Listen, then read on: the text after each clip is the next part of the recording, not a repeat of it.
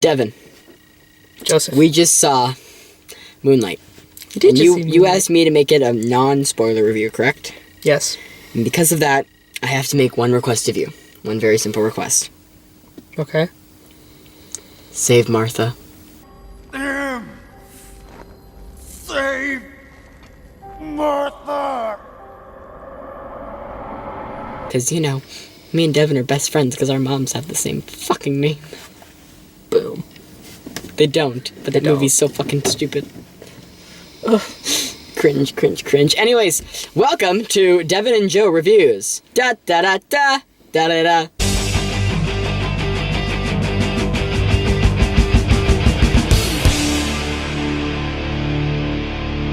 Okay, so we just saw Moonlight. And I was sadly not basking in it, but get it, basking in the. I'm gonna shut up now.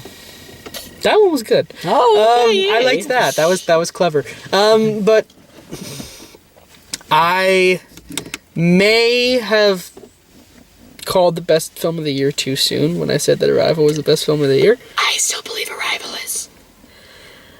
I don't. Like Arrival, these are very different movies, but this movie hit me emotionally pretty hard, like a fucking shot to the chest. I didn't full-on cry, but there were tears going down my face several times because this movie hit me, man. If you let this movie hit you, you gotta meet it halfway, because this movie's subtle, and this movie's not in your face, and it's a little artsy, and it's a little slow-paced, but if you let a little... Very.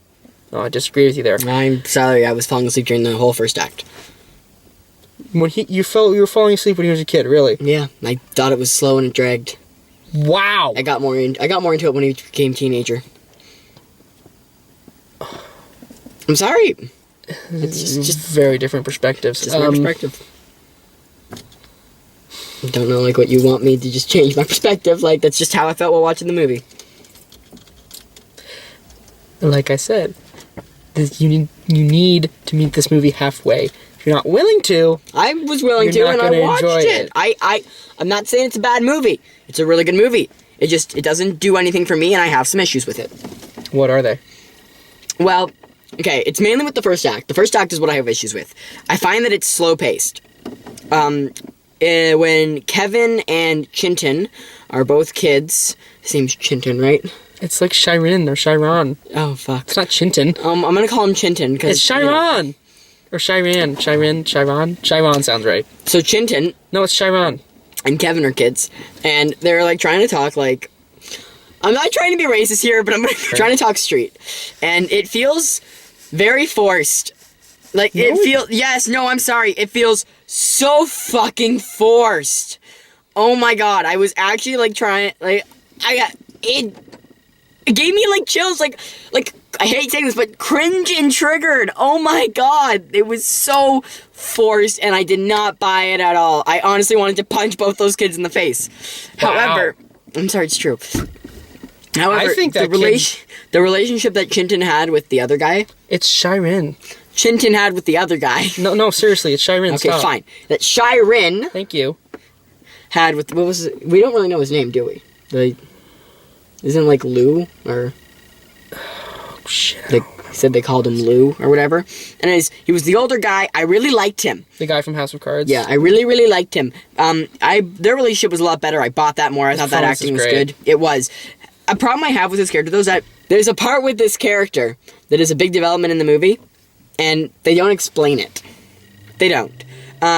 I get it doesn't really make, like, a big difference. It really doesn't, but I don't know, like, just, it bothers me that there is no answer. I like that it was subtle. No, it bothers me. I'm sorry, it does. No, like, I disagree with you. I like it when... pander. No, but it made me ponder the entire thing. Like, I kept thinking, they're gonna reveal it. It's a very subtle movie. It doesn't pander any emotions. It handles things in a very... unique way, and it's just unique, purely but emotional. Okay, this movie is unique. It's different, and I like that. I really like that. I like originality in film, especially since it's so rare now. Everything's mainly being recycled, and I do appreciate the originality. It's just that I don't know. It's not the originality that bothers me. It's just the fact that it didn't answer all my questions. It doesn't have to. But I wanted it. That's just the thing. I see poetry on film when I watch this movie. That sounds pretentious.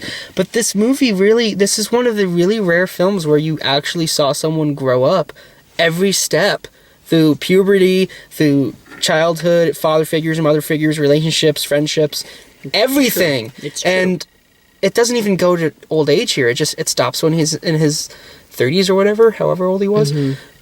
But this movie just hit me so fucking hard. I love this movie, man. I think it's a really good movie. I like it. It doesn't do anything for me, and I find that it drags at parts, especially in the first act. Don't buy the whole talking street thing. And I don't like that it didn't answer one of the biggest questions I had about the film. I just felt like because of a character that was supposed to be that important, you should at least have just mentioned it. Should have been mentioned.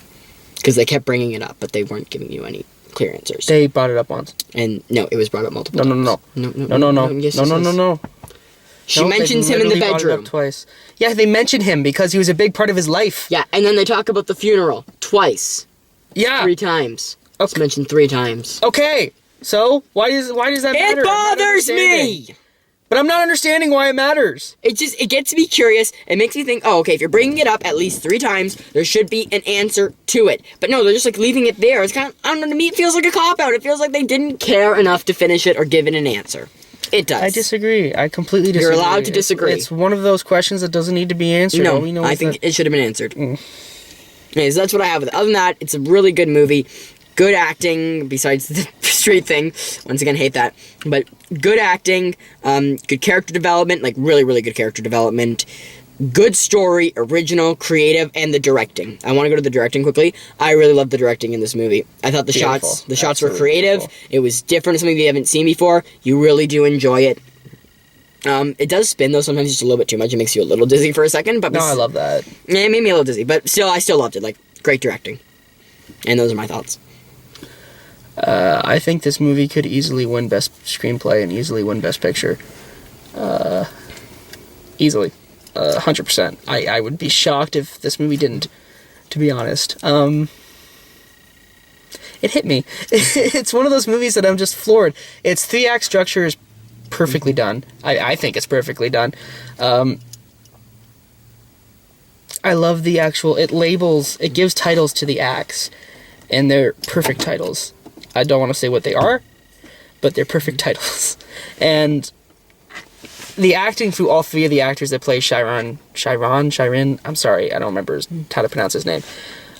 They're all really fucking brilliant, honestly. They're all great performances, and I think this movie is just... It really hits you, man. It really, really does. I think it's absolutely worth seeing in a theater if you can see it. I know it's very limited. I was surprised we got it. I'm shocked we got it. Mm-hmm. I'm really happy we got it because this movie is not one of those movies. It's not emotionally manipulative. It just feeds you enough information, and these characters just say the right thing where it just kind of hits you. And it hits you subtly. Like I said, I cried a lot. I wasn't sobbing. It was the single tear.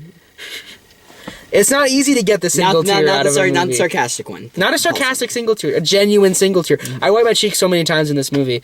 And ironically, it was usually the scene after an emotional scene, because the emotional scene stayed in my head, and I was like, oh, shit. It hit me harder. Oh, it stayed in my head. And the acting in this movie is absolutely amazing. Naomi Harris is fantastic. I'm pretty sure she played his mother. Yeah. The guy from House of Cards and The Hunger Games, I can't remember his name in real life, Marshall Ali, I think. He's great. He could definitely get a supporting nod. Mm-hmm. I don't know which one of the guys I would want to nominate. I don't know if I want to nominate the kid, the teen, or the adults. Can I nominate all of them? Let's nominate all of them. I think this is a masterclass of acting, a masterclass of writing, a masterclass of direction. I see nothing wrong with this movie.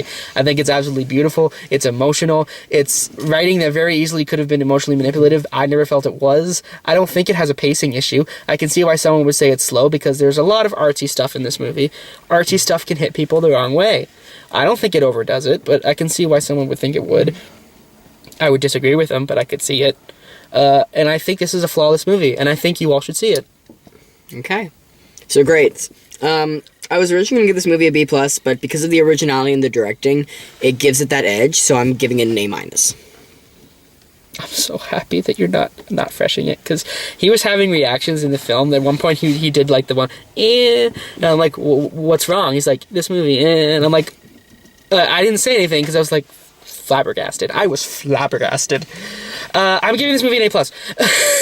Didn't see that coming. I think it's incredible. It's one of my favorite films of the year. It might be my favorite film of the year. Arrival's the only competition. That's why I said at the beginning, I think I called Arrival too soon. I didn't expect a Moonlight. This is the biggest surprise of the year, because I had know nothing about this movie. I love it. I think it's fantastic. I think it's phenomenal. It is very much a critic's movie, but I can definitely see someone going into this movie and being like, shit, that hit me. I know this movie has like an 8.7 on IMDb, that's like in the top 30s movies of all time. It's high enough to be, and it deserves it. It's absolutely incredible. I think it's like, it reminded me a lot of Room. I know you hate Let's Room, not talk about Room, please. It's like Room. It's a very emotional movie. It's never manipulative, and its narrative, I think, is brilliant. Yeah, I love Moonlight. Go see Moonlight. I really think you all should see this in theaters. And if you can't see it in theaters, the second it comes out, rent it. I think it's worth the money. It'll be at the Oscars. It will be nominated for Best Picture. No question. I know it got nominated for Critics' Choice Best Picture. I think it's going to be honestly between it and Arrival at the Oscars. I don't know, man. The Oscars. No. Warcraft You gotta, could come out of nowhere. wait. You can't think of the Oscars in your opinion. You have to. I know, but Arrival might not get a Best Picture nomination, it should, and if it does, it should. If it does, I don't think it would win. I think the Best Picture Oscar would go to something like La La Land or Moonlight. Yeah, but Warcraft could come out of nowhere and still take the show. Oh, fuck yeah, Warcraft. Best Picture Warcraft. There goes all your credibility. So anyway, that's Moonlight. We kept it short because when a movie's really good, I don't have a lot to say. Just go see this. He rambles on repeats. Anyways, that's what we have watched. Anyways, we will see you then. Until then, he's Devon. And he's Joe. And we will see you next time. I have a mustache. Just say it. Bye.